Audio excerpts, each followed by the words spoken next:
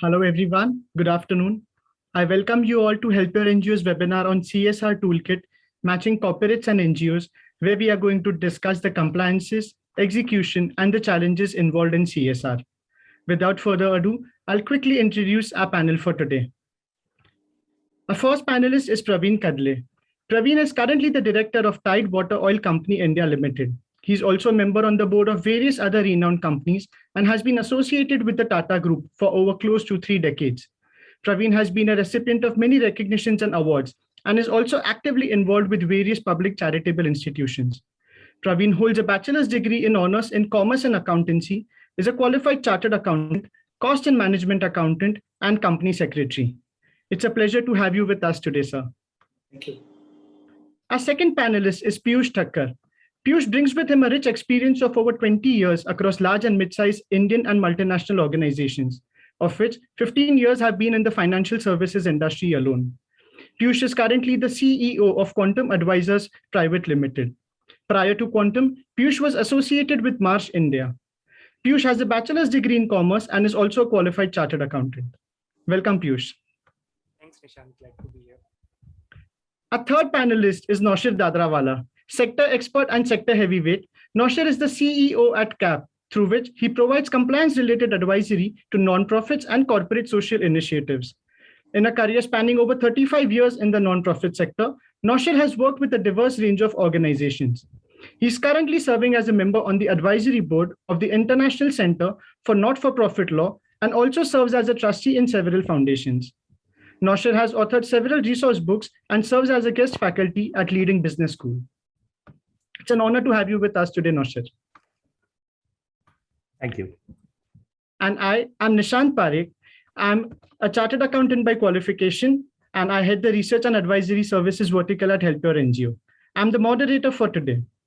Now, before we proceed with the panel discussion with our panelists, let me quickly take you through the evolution of CSR in India over the years.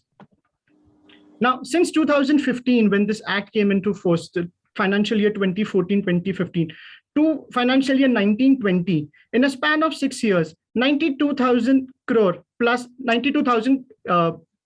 has been spent on CSR. In fact, in just 6 years, the amount has more than doubled. So now let us see, where has this money been spent? In terms of sector preference, there are certain favorite sectors that corporates love donating money to. The predominant ones being education, healthcare, rural development, and to some extent, environment, livelihood, and vocational skills.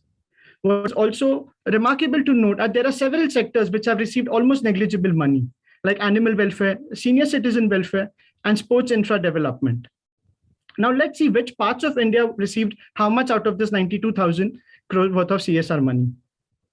So again, the spending has been very, very skewed. The top 7 states between them have taken away almost 40% of the total money spent by corporates. Pan-India includes data of those companies who have implemented CSR in more than 2 states, but have not reported their spending separately. Again, here there is a very stark difference. Densely populated states like Uttar Pradesh and Bihar have received very, very little money. So let us try and understand from our panelists as to what is it that corporates look for and how can NGOs access CSR funding. So we move on to the next segment of our webinar today, which is the panel discussion. So my first question is for you, Noshir. The last financial year 19-20 saw several major amendments in CSR, with companies allowed to offset the excess spend on CSR that they have incurred. The government of India making it mandatory for NGOs to obtain registration if they want to access CSR funds, and also making it mandatory for companies to undertake impact assessment for certain programs. Now, in the light of all of this, how do you think CSR is shaping up in India? Thank you very much, first of all, Nishant. I think the way I see it shaping up right now, from whatever I've been having a lot of interactions with is quite a few of them. And I would say that right now companies are feeling the 4 C's. That CSR is shaping up as complex, complicated, compulsory, and a little bit confusing. And the serious feedback I'm giving you are very, very serious. They have learned to live CSR and what is expected out of it, but they do feel these 4 C's: complex, complicated. Sorry, now gone are the days 6 years ago when show or shame.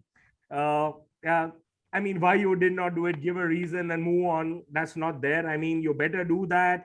If you fail to do it, there will be fines, penalties. Just recently, we read in the paper how certain companies are being for non-compliances with CSR, etc. We read about that. So this is the going. Now, you mentioned about 2 or 3 aspects of the change law since January. One is about this requirement, all implementing agencies, CSR implementing agencies, including the company's own foundation, to register under CSR1. In my opinion, this is a fairly simple process. And as far as things stand today, it's a one-off. You log in some details about your agency, etc., society or a Section 8 company, and you get a unique identification number. And after that, many NGOs seem to think that, oh, now we have to report to the Ministry of Corporate Affairs also. The answer is no, you do not. So far, that is not envisaged. The reporting to MCA is by the company and not by. But what has changed is, until January, if the NGO had merely tax exemption under 12A, it was good. And that is what is most important, because income tax gives you a 12A registration now, which is called 12AB, recognizing you to be in instance for what is quote charitable purpose, and that is enough. ATG is a benefit that the donor gets, but now under the rules you need both 12A and ATG. Now, what's the other downside? Many organizations do not have 12AA. They have a better exemption, which is under 1023C. These are educational institutions, these are research institutions. 1023C completely ignored under CSR1. Even where tax liability is concerned, some organizations have a better tax deduction under 35.12 and 35.13, which is about scientific statistical research and which gives the donor 100%. No talk about 35.12, 35.13. So this, I feel, is something that Ministry of Corporate Affairs needs to take cognizance of. With regarding to the issue which you mentioned about offsetting, I think companies are more than that. I don't think anyone is quibbling about that. That if I spend 3%, can I set it off for years? I think no one, maybe NGOs may feel that, okay, if they have already set it off, maybe next year I may be in trouble. So that is a possibility. And there is this thing about impact assessment. Now, again, with regard to impact assessment, which is required under the new rules, is who can do impact assessment for you? There is complete silence. I mean, do we go to the Big Four? Can our chartered accountant audit tax studies? Can a private agency do it? Right. What should be the track record of such an agency? What matrix for impact? First of all, half the time we use the term impact just very loosely. Please understand, under the CSR rule, we also talk about monitoring and evaluation.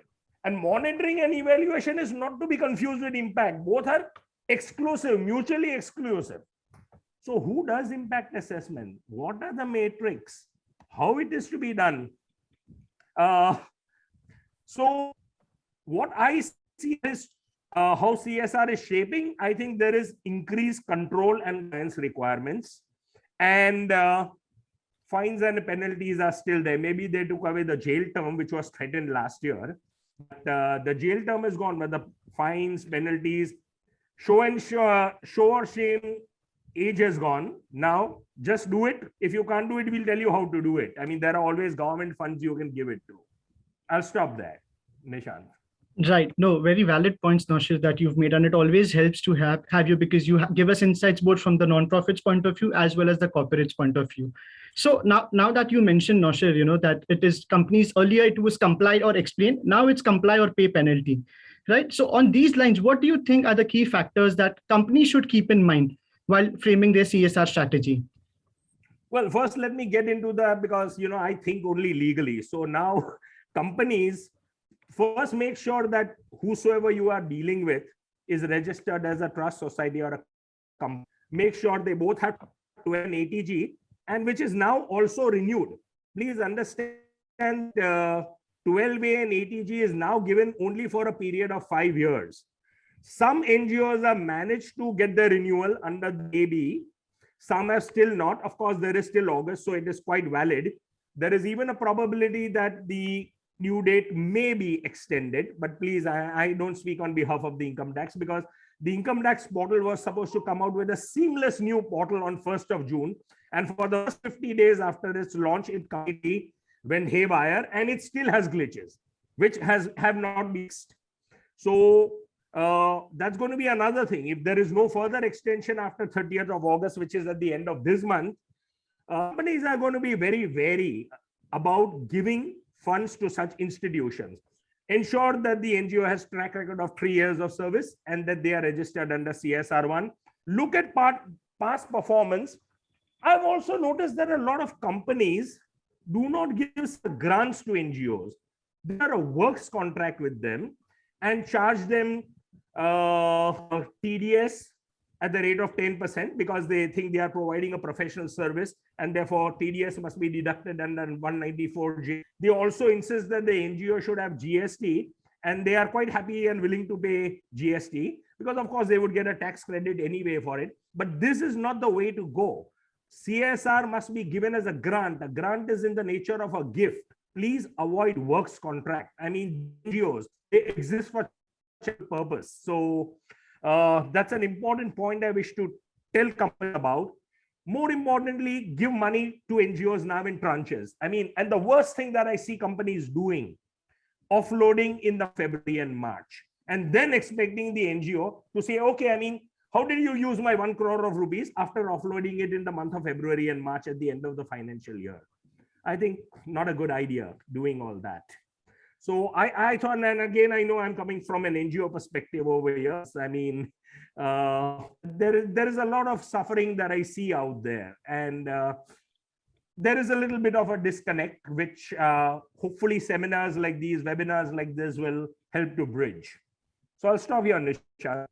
Yes, thank you. Thank you for sharing your thoughts, Noshir. And I completely agree with the point that you make that, though NGOs are receiving funding, it's usually towards, early part of Q4, wherein companies suddenly realize that they have an unspent CSR budget. So in effect, yes, they are going to do it. So might as well have better planning surrounding it. Yes. Now, my next question is to you, Praveen. Tidewater Oil Company has been doing some fantastic work. They are, in fact, one of the earlier companies which had focused or encouraged supporting development of renewable energy. As part of VAMA, I see that you've also aligned your CSR activities with your company's strength, wherein you provide impart training to mechanics and garage owners. Can you tell us in short as to what is the factors that the company considered while selecting the sectors for support? Okay, so the Vidal is the Tidewater, which has the brand of Vidal.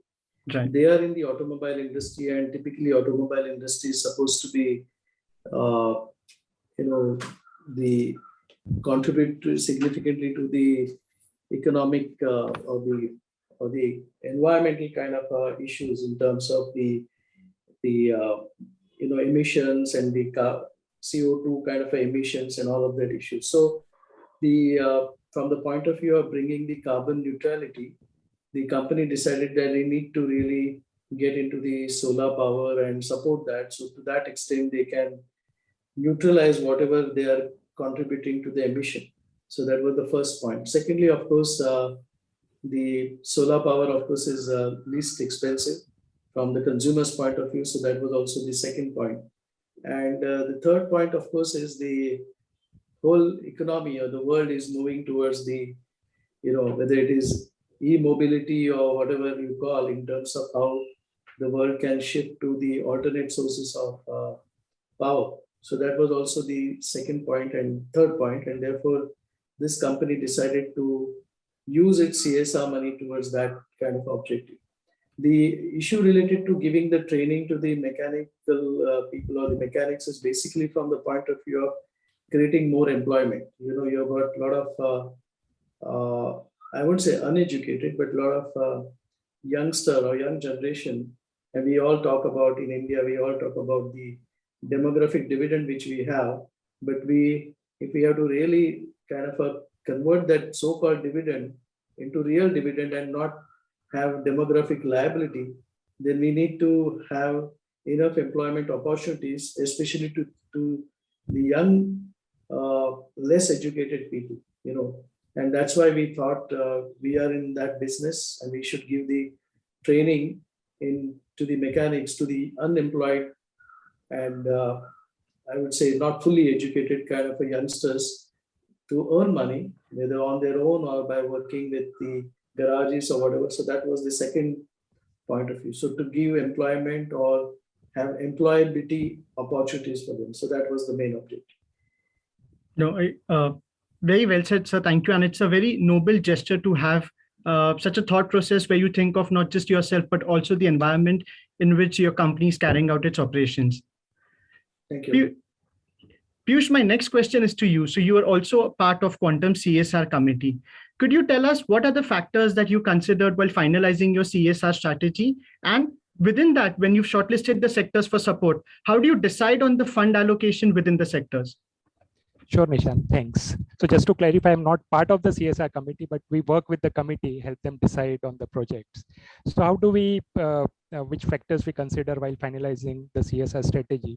So very early in our CSR journey, we realized that to make a meaningful impact with our limited budgets, we need to have a very focused approach towards our CSR spends. While we did not want to spread ourselves too thin, we also did not want to be overly concentrated with only one or two projects.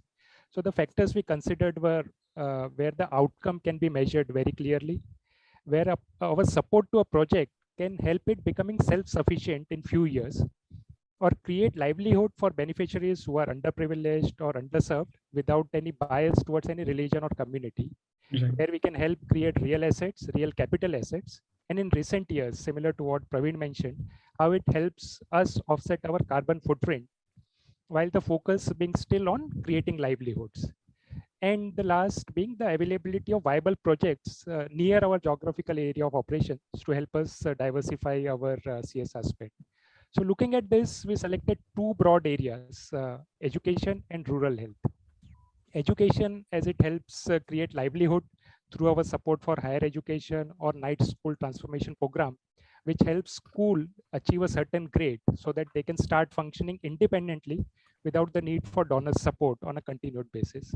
And rural health, as it helps us create tangible assets in the form of sanitation units or drinking water supply. And talking about the fund allocation between sectors, so we do not decide a top-down fund allocation. It's more of a bottom-up approach where we look at individual projects and select individual projects based on these sector priorities. And the sector allocation is an end result of those selection of individual projects. Okay, thank you. Thank you for the insight, Piyush. Now, if I may just add to this, so we've already had the CSR strategy in place. We know what we are to do. The next step would, of course, be identifying the nonprofits who would be in a position to implement the program. Can you tell us what are the factors that you considered while shortlisting nonprofits for support? Sure. So some of the things we look at are the track record of the NGO and their project execution and monitoring capability, their awareness and knowledge about the local area in which the project will be implemented, and the connect with the beneficiaries or the local community in that area. The scalability of the project per se, so that if the project is successful, it can be replicated on a larger scale in if we are successful with one school, can we cover more schools for that transformation program? Or if we are successful with one village, can we cover more villages for making them open defecation free? So how scalable is the project? Community involvement in implementation of the project. That's one of the key areas for us in projects like rural health. And how much of the budget will be directly utilized for the project itself and how much of it will be admin overheads. And with certain basic factors like Noshir mentioned about tax registration, ATG approval, etc. So these are the things we look at while selecting the NGOs. Thank you, Piyush. In fact, I would just like to mention over here that Quantum has been supporting its partners for more than 7 years now, and HelpYourNGO is the body assisting Quantum with its CSR activities, and we've literally seen our partner nonprofits scaling up exponentially. So thank you, Piyush. Praveen, if you could help us share your thoughts on what are the points that your organization considers while selecting NGOs for support? I think the first point I would like to make, this is basically extension of what Noshir mentioned as well as what Piyush mentioned, and this is, I think, should be the kind of a process which all the companies should follow. We all have, I'm talking about companies which are basically commercial organizations. We all have our budgets. Yeah. We have our monthly reviews in terms of what revenue we have achieved as against the target and what were the issues and so on and so forth. I think every company and every CSR committee of that company should take this same approach when it comes to the CSR monitoring, and not just what like Noshir mentioned, looking at the fag end of the year and have we spent the money or not. I think we should really have the budgets like any budgetary processes. Typically, all the companies before the new year starts, before the end of the March, they finalize their budget. So CSR budget also should be finalized, approved by the CSR committee, approved by the board. And if not on a monthly basis, the CSR committee should review it at least on a quarterly basis.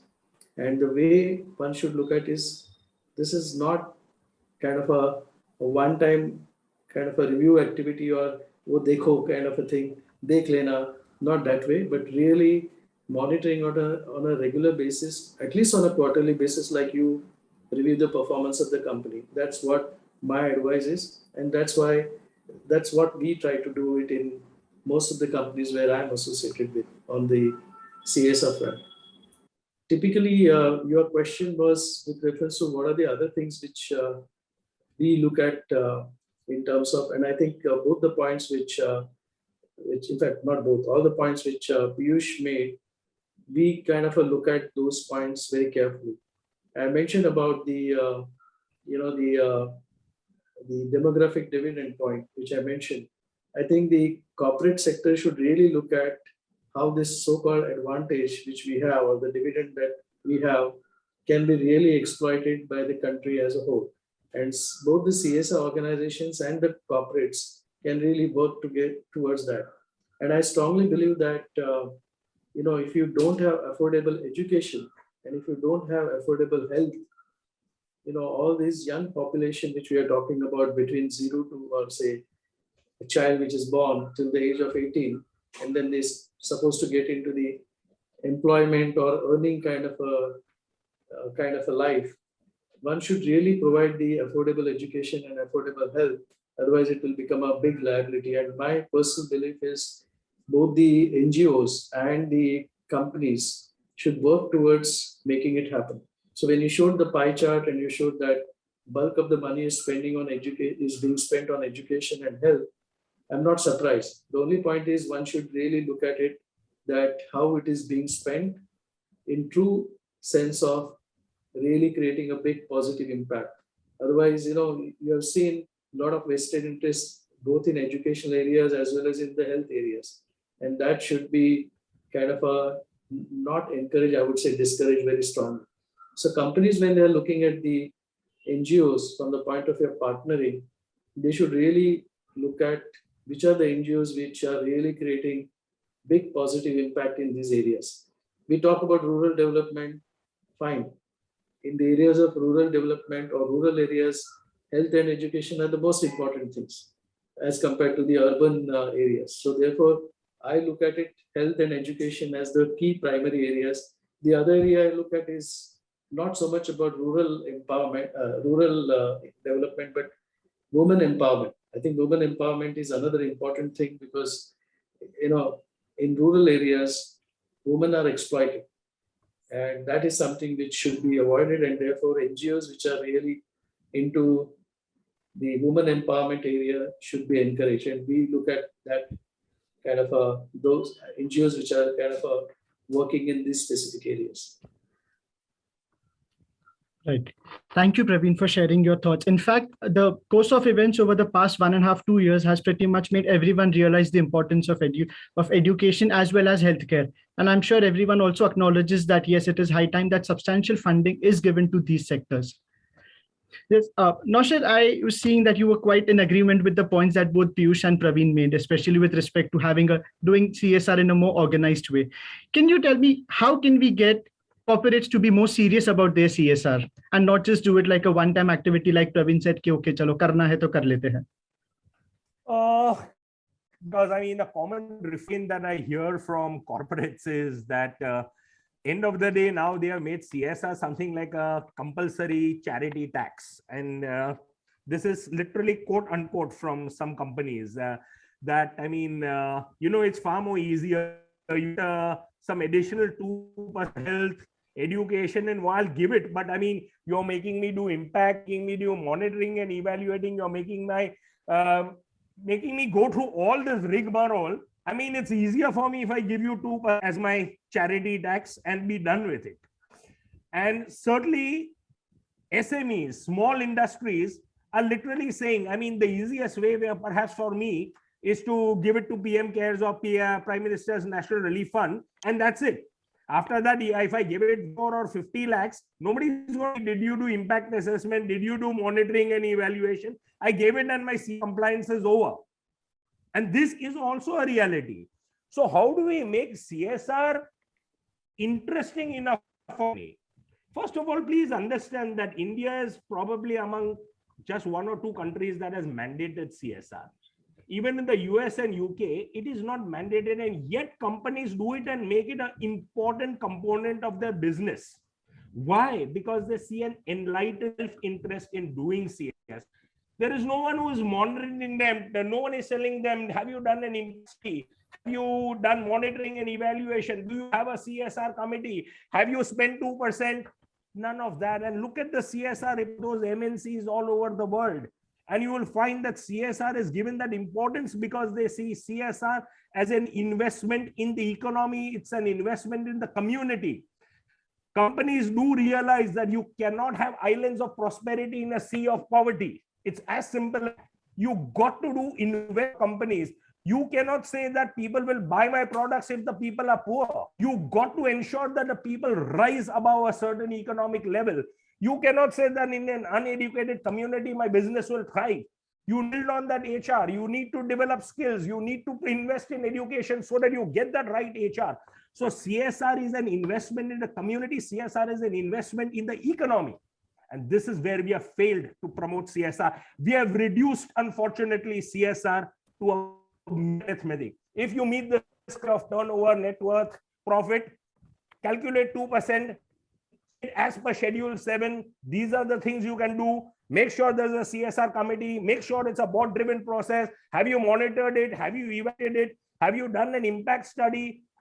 Talk of impact. I mean, you want that after 3 years, you want that impact to be done. Do you think impact can be measured after 3 years or at least minimum 1 year of completion? Impact sometimes cannot be seen for the next 50 years. Yes, you can monitor, you can evaluate, you can see output, see outcome. You can use a theory of change, but impact is a term. And you make that mandatory. If you are spending more than 10 crores in a year, then impact assessment is necessary for you. You cannot spend more than 5% or 50 lakhs, whichever is less, on impact assessment. How is this going to, how is this arithmetic? Who arrived at these figures and how? And sorry, I get a little carried away with these kind of issues, but I'm just expressing my thoughts. Right, Noshir. So I think the bit that you mentioned about impact and quantifying impact rather was quite aptly summarized by Mr. Einstein when he said that not everything that counts can be counted, and not everything that can be counted actually counts. Let me add to this, the doyen of Indian industry, J.R.D. Tata, at one of the Rotary functions, he was asked long before he died that how would you like to see India? And people thought he'll say, I would like to see India as a superpower, as a super economic. And he says, I would like India to be a happy country. Do not forget words of this doyen of Indian industry. I want India to be a happy country. Can you happiness? The happiness quotient which Bhutan is known about, that is the essence of CSR.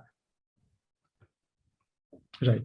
Thank you for your thoughts, Noshir. And while we were at the where we were discussing that, I think it would be a good time to just see how are corporates doing their CSR, how are they executing it in terms of doing it in-house, contributing it to government bodies and taking the easy way out because they do not wish to get into the hassles of impact assessments and other things that are involved.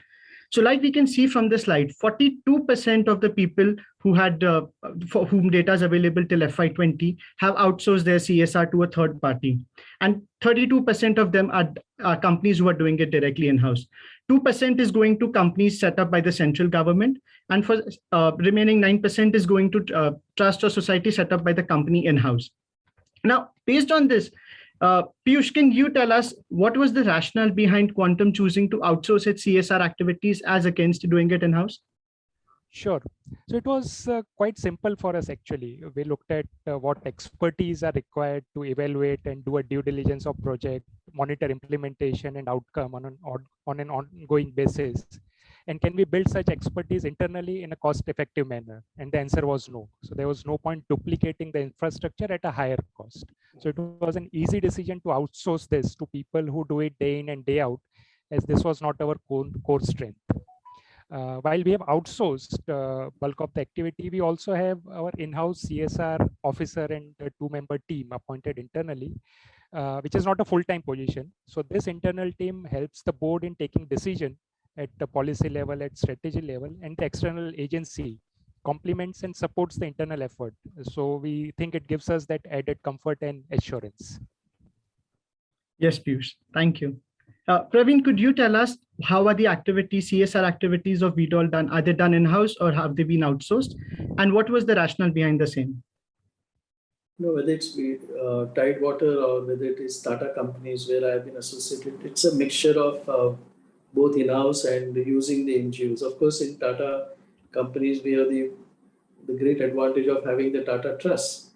There is a full kind of a, what should I say, full-scale machinery which has been there for ages now. And we actually, in many Tata companies now, we have been we are contributing directly to Tata Trust rather than doing it ourselves. And there is a lot of alignment between the objectives which trust setups and what the individual companies have. So I think there's a complete alignment there. So in a way, you can say Tata Trust acts as the outsourced partners. And we do more or less something similar in Tidewater also, where we have external agencies which have specialized in the objectives which we are setting up for ourselves, for the CSR committee. And partly we do it ourselves, but we have I would say, 60% external, 40% internal kind of a ratio. Right.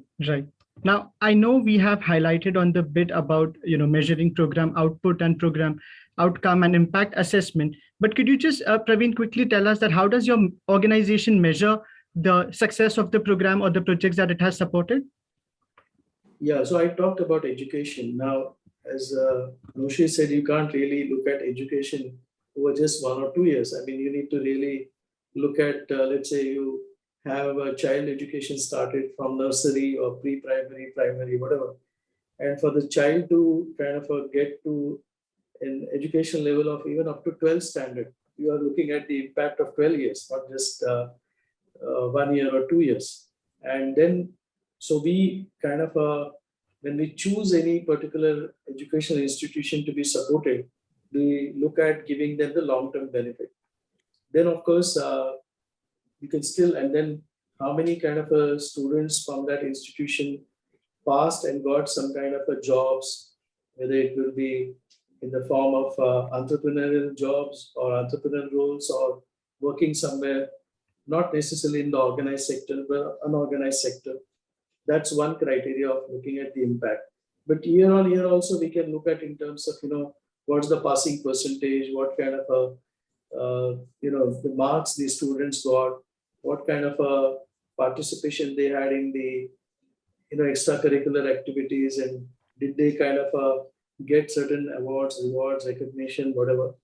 I think we encourage an all-round development of a child, and that's where we measure the performance or the impact kind of assessment. The areas in the areas of health, of course, you can say that impact can be seen much more regularly than what you can see in education. So you can see, how many patients were treated and they were cured and whatever. And we just not look at the the normal medical centers, but we also look at some of the work which is being done in the long-term or diseases which have really created big negative impact on the country. It could be in the area of cancer, it could be in the area of we look at even child nourishment or some of these areas and how our contribution can be very effective. So that's how we try to look at the impact assessment. Yes, thank you. And I must say that this is where NGOs who specialize in these particular impact assessment really help, because we don't, as Piyush mentioned, it's not our business to really look at, and we can't really hire those kind of experts. So it's the best way is to go to the specific NGOs who can really do a very good job in terms of impact assessment. And they are specialists in that area. Right. Yes, Praveen. Thank you. And the point that you make is also actually very valid, that 1 year, 3 years is too less a time to actually identify or to analyze the kind of impact that any particular program is making. So, Piyush, my next question is to you. Quantum has been supporting its partner NGOs for several years. Now, obviously, there's a lot of effort that goes on from the NGO side to get a program going. Do you think there should be some minimum commitment from a corporate in terms of the number of years of support that it is going to provide to the nonprofit, just so that the efforts put in by the NGOs are worthwhile? Yeah, definitely, Nishant. I fully agree with that. And it works both ways, actually, not just from the NGO side, because if they get a commitment of long-term support, then they can plan their activities based on that support, and they don't have to worry about looking for support on a year-on-year basis and that program getting discontinued because of that. For the corporate also, it's much more easier to commit to a long-term project, because the effort which goes in evaluating, selecting, doing a due diligence on a project, it is elaborate.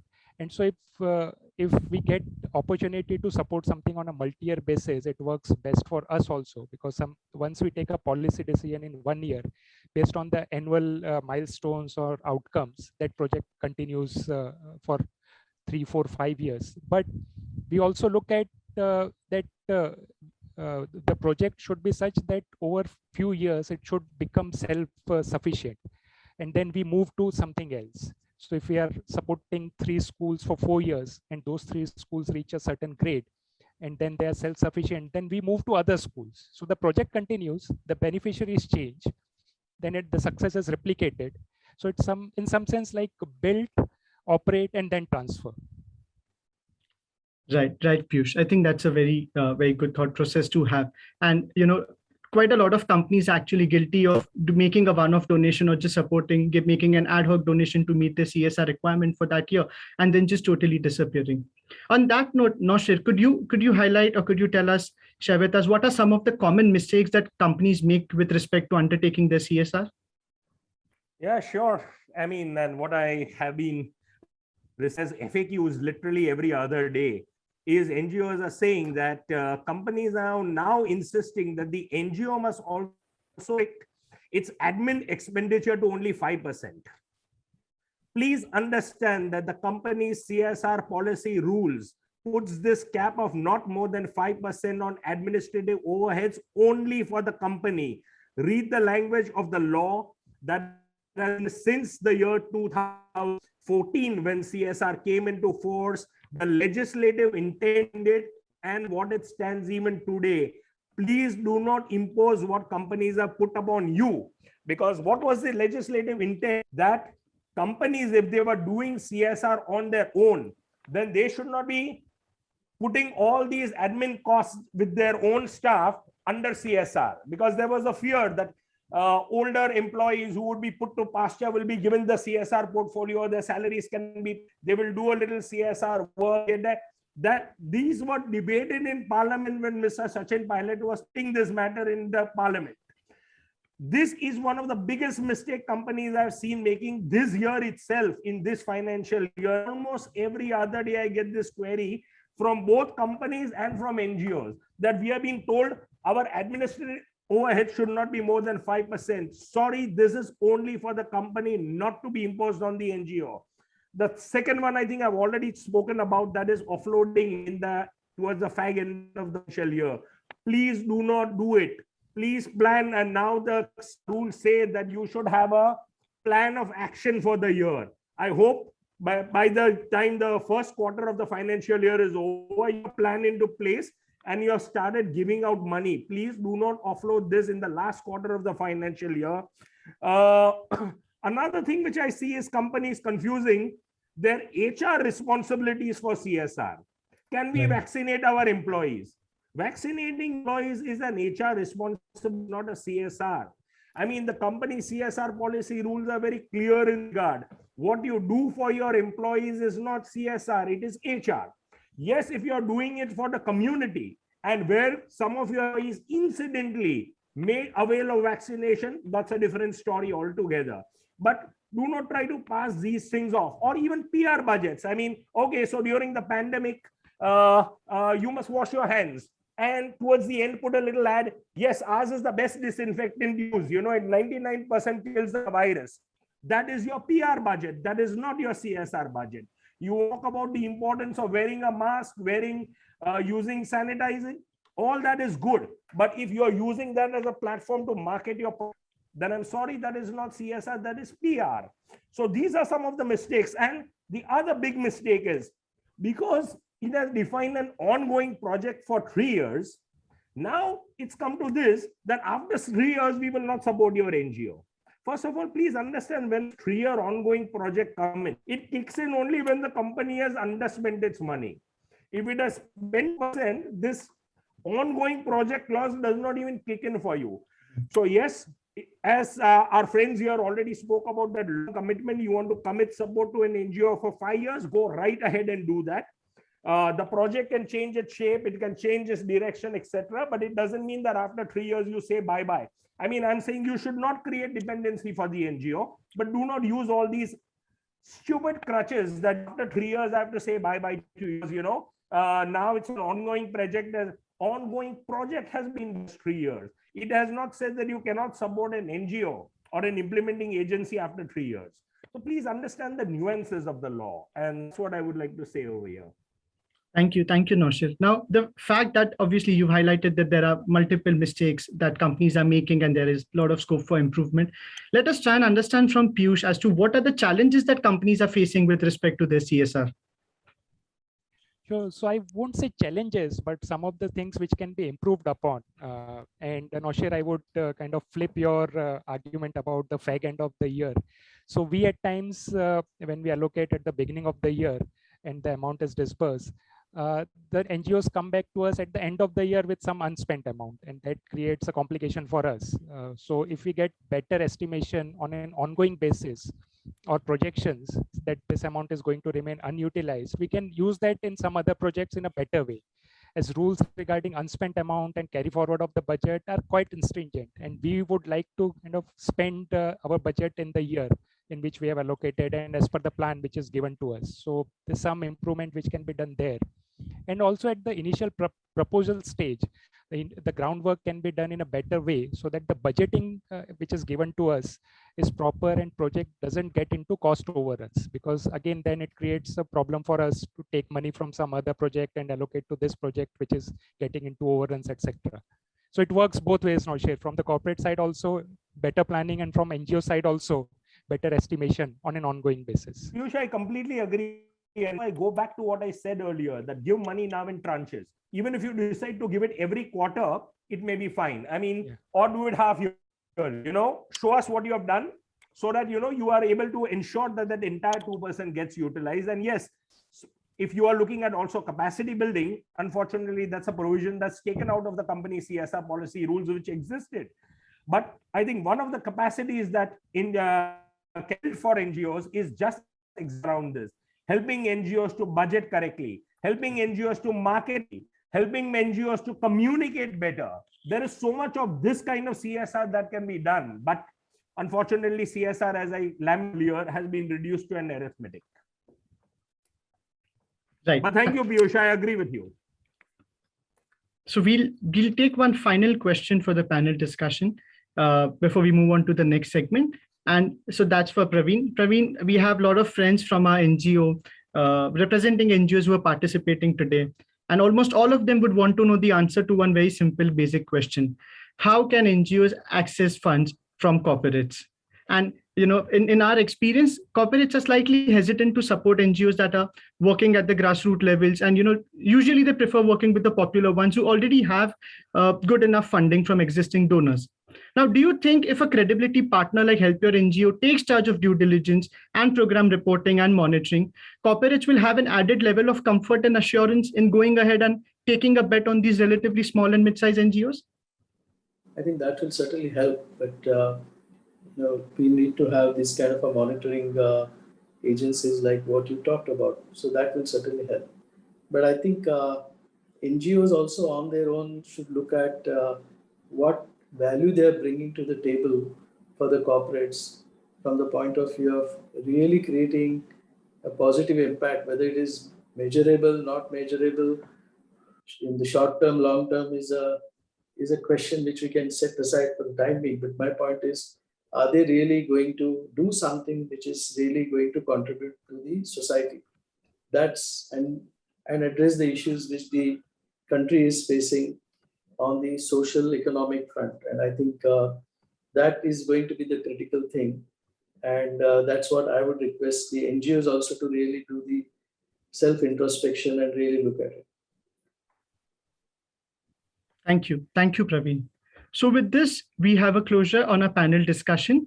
Now we've seen as to what are the challenges that companies face while identifying CSR partners. So allow me to quickly give you a brief of services that HelpYourNGO has to offer.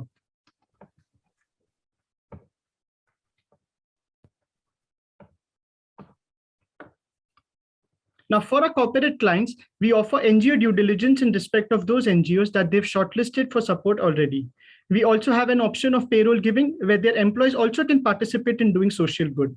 We also organize NGO events and exhibitions for corporates. And obviously, last but not the least, we have CSR consultancy services. Now, I'll quickly take you through the CSR advisory process that we have for corporates. Step one begins with meeting the corporate, understanding their requirement, and based on that, digging into our pool of 650 nonprofits empaneled with HelpYourNGO and obtaining a detailed proposal from them. Once we've received this proposal, our team of research analysts that includes chartered accountants will thoroughly vet this proposal. And those proposals or those NGOs meeting two criteria. One, of course, meeting the donors giving strategy. And second, HelpYourNGO's internal due diligence norm will be shortlisted for support. So typically, HelpYourNGO's due diligence norm covers multiple factors, such as ensuring necessary documents are in place, ensuring that the NGO has a high percentage spent on beneficiary, ensuring that the program has a good track record, and more importantly, has a sustainability plan in place. Once we are convinced about this, what we do is we share a proposal with the corporate. And then we assist the corporate with finalization of the MOU as well as the grant dispersal process. And the fourth step is with something which is ongoing in nature, which is monitoring and evaluation. Now, a team of analysts are in regular touch with the nonprofit to know what is the development happening at the grassroots level. In addition to this, we regularly provide our donors with a fund utilization statement as well as a program report. So corporates have the option of outsourcing their CSR to HelpYourNGO, since we have the expertise to execute end-to-end CSR services.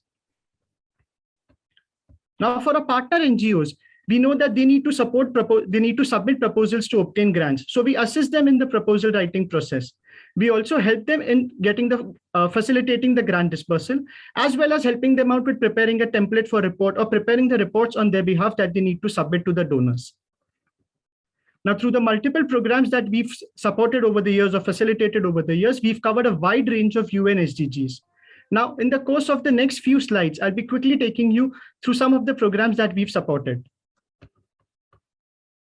So one of our partners had supported a rural health improvement program, which basically involved construction of sanitation units to make several villages 100% open defecation free. Then we had certain programs in rural Rajasthan, which were pertaining to education, as well as menstrual hygiene management, a topic which is still considered as taboo in many parts of India. This was a unique program wherein digital literacy was imparted to students studying in government schools and night schools by way of a mobile van. And donors choosing to offset their carbon footprint and enthusiastic villagers joining in the whole tree plantation drive. These are some of our clients who've chosen to partner with us, avail our services for doing social good. Thank you. Thank you for listening to me, for allowing me to explain the wonderful work that Help Your NGO does. Now, we'll quickly move on to the last segment of today's webinar, which is the Q&A session. We've already been receiving several questions from all our participants for all the panelists. I think it's already 4:50, so we'll try and take as many questions as we can. So the first question, Noshir, is for you. How is the sector coping with the reduced access to CSR funds? Considering, Last year in particular, I mean, because of COVID, a lot of money went for COVID relief and rehabilitation. Also, PM Cares mopped up a lot of CSR funds, as we all know from the statistics available to us. But how did they, I mean, usually every problem, where there are resilient organizations, they find a way around. And so some resorted to raising money through crowdfunding, using social media. Some who had corpuses and reserves were lucky enough to dip into those corpuses and reserves that they had and were able to sustain themselves. Yes, unfortunately, many organizations that I personally know also had to resort to cutbacks back on their spending, on certain programs, and they also had to retrench staff, and actually seen that happening. And we know that whether it's in the for-profit sector or non-profit sector, people have lost livelihoods and jobs. So, right. I mean, everybody could not work from home. So, I mean, so I think the moral and lesson that we learned from 2020 onwards is that do not rely on any one source of funding. I mean, do not create dependency on CSR. Do not dependence only on foreign funding. These things can change. Just as in your investing world, you talk about don't put all your eggs in one basket. And investment in mutual fund is subject to market risk. In like manner, working in the non-profit sector is subject to all these funding risks. So, I mean, keep your options wide. I mean, there are various studies, including studies done by Satwa, etc., shows that individual giving is always. Today, perhaps we are more organized than ever before in this country. But I mean, how are we going to do that? What sort of resources have we created to tap into that? Perhaps institutions like Quantum and Help Your NGO can tap into those HNIs and ultra HNIs and become the platform for mobilizing those resources for NGOs. Right, right. Including your investors, Thank you, Noshir. So, Praveen, my next question is to you. With government offering better COVID-19 related CSR benefits to corporates, would corporates still be keen to support other programs? What do you mean by other programs? So the ones which are not eligible for CSR, I mean, which are eligible for CSR, but not qualifying under COVID-19. Yeah, I don't know what the specific question is, but there are so many kind of, you showed the pie chart. Right. And in the pie chart, you showed so much of money being used by corporates or by other institutions towards the CSR activity. That focus will still continue in whether there's a COVID or not. So I think the companies or enterprises will still look at this, supporting these causes, and one should really look at supporting these causes. Right, right. Now, Piyush, the next question is for you. Quantum has developed its own proprietary ESG score. Does Quantum CSR policy reflect the framework that its fund managers are adopting? Sure. So when we evaluate companies on ESG from our fund management side, CSR is one component that we evaluate. And while evaluating that, we look at factors like whether the company has met the minimum 2% spend requirement. Right. If not met, whether there were genuine reasons for the same, like they were funding an ongoing project, multi-year project, etc. We also look at the quality of the CSR spent, whether the spending itself is genuine, and who are the beneficiaries, whether it's directed towards vulnerable and marginalized section of the society.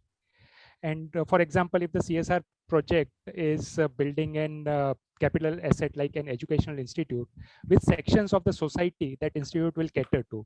Is it only for the employees of the company, or the fee structure is such that only rich can avail admission? Then we don't view those efforts by the companies positively, and we score them poorly in our scoring mechanism. Also, once the spending is done, is there proper mechanism and measuring and monitoring the outcome and impact? Many times companies implement their CSR through their own foundation, and I saw some comments in the chat about that. So this itself is not bad, but what's the level of visibility on utilization and the activities of that foundation? Or the money is given to foundation, it's lying there unutilized. It's just a tick the box approach. So if there are such cases, then we don't rate positively corporates on these factors. And when we evaluate our CSR policy outcome, we evaluate ourselves based on the same factors: who are the real beneficiaries, how the amounts were effectively utilized, what was the outcome and the impact, and how it compares against the targets. So we put the same lens on ourselves also, through which we evaluate other companies in our investable universe. Right. Thank you. Thank you for sharing this, Piyush. Now, while we are on the topic of ESG, Praveen, there's a question for you. It says that corporates that would be rated poorly on ESG tend to use CSR funds as PR. Will mandatory ESG make corporates better and more sensitive? Yeah, I think I would say that ESG is something which is way of doing business, and it should not be treated as a PR exercise. Good companies need to contribute towards environment, need to contribute towards meeting the social objectives. Each company would have its own different objectives on the social front. And lastly, but not the least important thing, is each company should spend enough attention, money, whatever you want to call, and have the processes in terms of having a sound corporate governance system. So I think ESG is way of doing business. It's not something which is to be dictated by government regulation or to be done by because you feel it's now obligatory. It should be taken as a good soft corporate citizen's role in terms of ESG. So I would say that every company should be taking this as a part of their doing the business, and not something because of there's some regulation or whatever. Right. Thank you. Thank you, Praveen. Now, Noshir, the next question is directed towards you. Is FCRA registration advisable to be obtained in the current socio-political and legal scenario? Oh, that's a loaded one. Well, if you're going to be receiving CSR from a branch of a foreign company or a subsidiary of a foreign company which is not registered under the Indian Companies Act, if you want to tap those monies, you will need FCRA. But as you know, that FCRA is a very complex piece of legislation. It's perhaps one of the most draconian pieces of law that NGOs have to deal. Right now, roughly around 20 to 22,000 NGOs are registered under FCRA. Once upon a time, there was upwards of 14 of them. Many have been deregistered, some of them rightly, some of them wrongly. But NGOs have to go through hell and back for registering, for renewal, including provisions now of opening a specific bank account with State Bank of India, New Delhi main branch. And even after opening that, they are going through all the hassles of, okay, the money has come, but it is still not credited into my account. And that's a different, you could have a separate webinar on FCRA, Nishant, someday. I'm happy to talk about that, but it'll touch a raw nerve if I start talking about it. Sure, no, sir. Thank you. So, Piyush, the next question is for you. Mr. Piyush, can you share some success stories of the programs that Quantum has supported so far? Yeah, would be happy to. So the rural sanitation project, which we started supporting from 2015. We started with one village with construction of 30 sanitation units. And over last 5-6 years, we have covered 16 villages, constructed over 500 units, and helped to make those 16 villages open defecation free. So that's like a success for us. In our night school transformation project, we helped 2 schools improve their grades from grade C to grade A, which will help them become self-sufficient and they can be on their own going forward. In one particular story, I want to share about our higher education support cell. So there was this individual from Rajasthan who was living in Mumbai, and due to family emergency, his father passed away. He had to move back to Rajasthan, leaving his education in between. And once he came back, it was in the middle of the year. So he passed SSC through the night school. And after that, he became aware of our long-term capital, long-term education support program. And he enrolled for that. He enrolled for doing chartered accountancy. He's cleared 2 levels of chartered accountancy as of now, and he's waiting to give his final exam. So these are the stories which give you a sense of fulfillment, which are heartening. And you see, for us, it's 2%, and our 2% making a more than 100% difference in the life of people. That's like that makes those 4 C's, Noshir, which you talked about. It makes worth tackling those 4 C's. I agree. I agree. These are human stories, and this is the real impact. And these are not the metrics that MCA wants you to be measuring. I mean, they are looking at some esoteric, abstract impact. And again, when we speak of impact, I mean, on what matrix, that is still unknown to us. Right. Thank you. Thank you for sharing the success story, Piyush. Now, I know it's already 5, but with the permission of our panelists, could we extend the webinar for another 5 to 10 minutes since we have a lot of questions coming in from the audience? Surely. Thank you. No problem from my side. Thank you. Thank you. The next question, Praveen, is for you. It says that given the momentum that ESG has gained in recent times, should the ESG score of a company start reflecting on its stock price to get companies more conscious about the impact of their business activities on society? So, question to me? Yes, Praveen. Yeah, ESG score, will it get reflected in the stock price? I'm not too sure. I'm not an expert, and Piyush can talk about it because he's in the same business. I think the stock market many a times behaves completely independent of what companies do. They all say that stock market sometimes behaves irrationally. So I would leave it at that and request Piyush to comment on this particular point, because I'm not in a position to correlate the ESG score and the stock market price. Over to Piyush. Yeah. So Nishant, the basic premise is that better ESG practices by a corporate would lead to better ESG score, and better ESG practices by a corporate would make them sustain better, tackle business challenges better, would in short, medium, and long term improve their profitability, which would eventually reflect on their stock price. So yes, better ESG would reflect in better stock prices over time. Yes. Doing the right things repeatedly over a period of time to fetch results. Yeah, as Praveen said, over the short term, markets may be irrational and the price may not reflect value, but over long term, it will reflect the values through the better ESG practices. Yes, thank you, Piyush. So the next one is for me. It says, what is percentage spent on beneficiaries that I covered in my earlier slide? So sure, I'll be happy to explain this.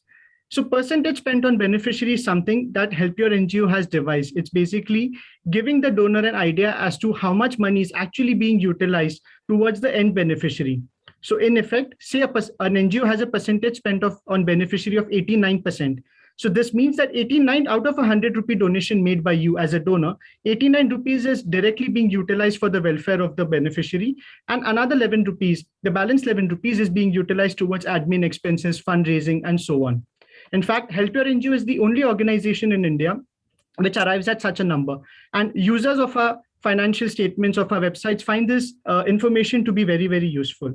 In fact, if someone from the HelpYourNGO team could just share the page, I'll be able to just quickly take you through that.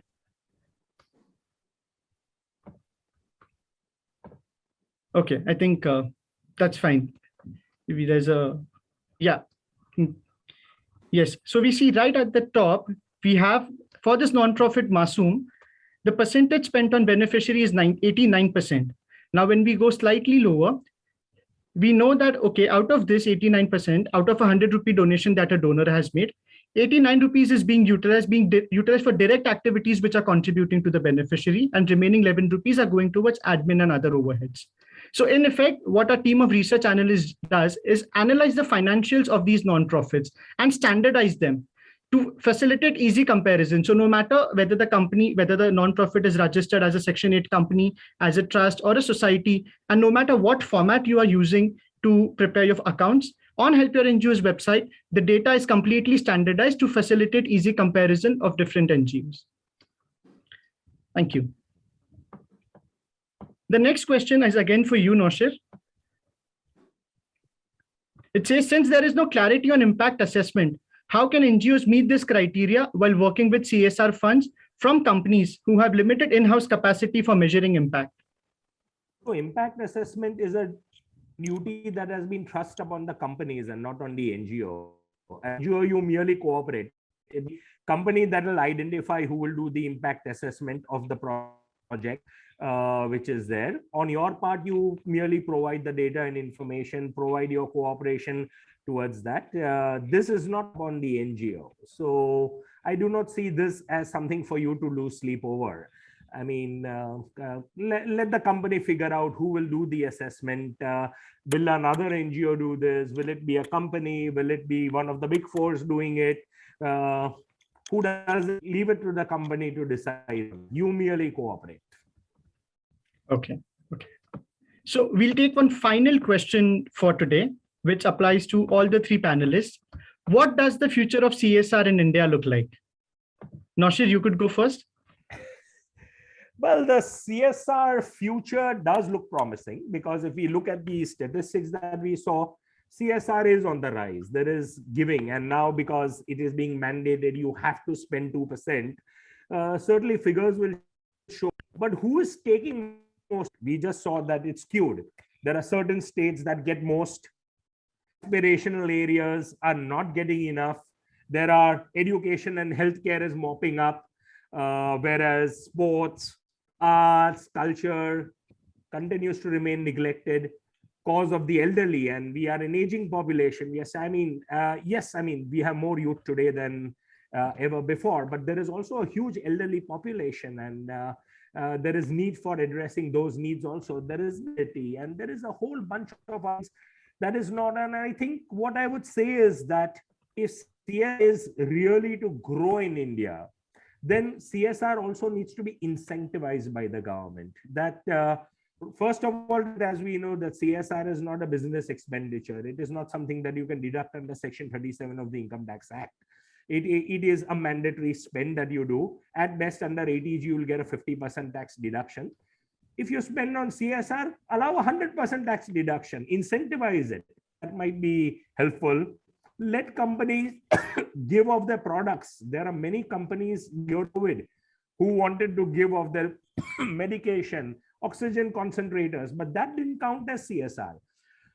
So what was, you give money to an NGO, and which in turn will buy those equipment or the medication and use it. I mean, why go the roundabout way when the company will happily give its medication, it'll give it, and I'm talking of medicine only because it's COVID times, but even otherwise, companies could give their whatever they are manufacturing. It may be computers, it may be tablets, and let that be counted as CSR. Employee engagement, which is the big chunk in CSR giving in the US and the UK. They say our employees gave so many thousands of worth of employee time engaging with communities. That is not factored in as CSR. So I come back to the thing. CSR is reduced to a charity tax. Get to the essence and the spirit of CSR. And I think if you incentivize CSR, perhaps it will be good for this country. It is here, we should away. Compliance burdens will be there. It will remain complex. But then when we hear stories as they appear related to us, perhaps those 4 C's that I started out talking about may be worthwhile. So I agree with Piyush over there, but that would be my thought. Thank you, Noshir. Praveen, your thoughts on the same? I think the corporate sector's attention towards CSR is definitely a positive thing, whether it was because of the CSR regulation or not.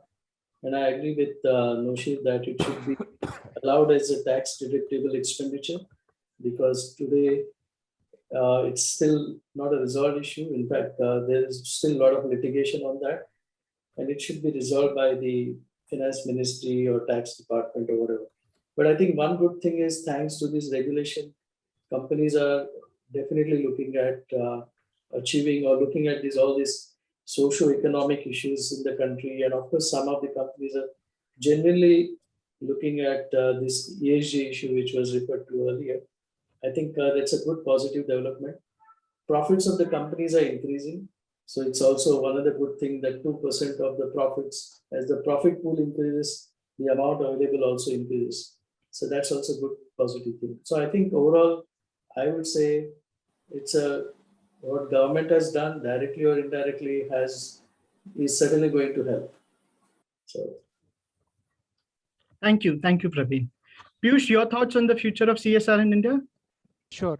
And before I get there, I saw a question in the chat a few minutes back about why AMCs are not generous enough to launch mutual fund schemes, which would allow investors to donate for development goals.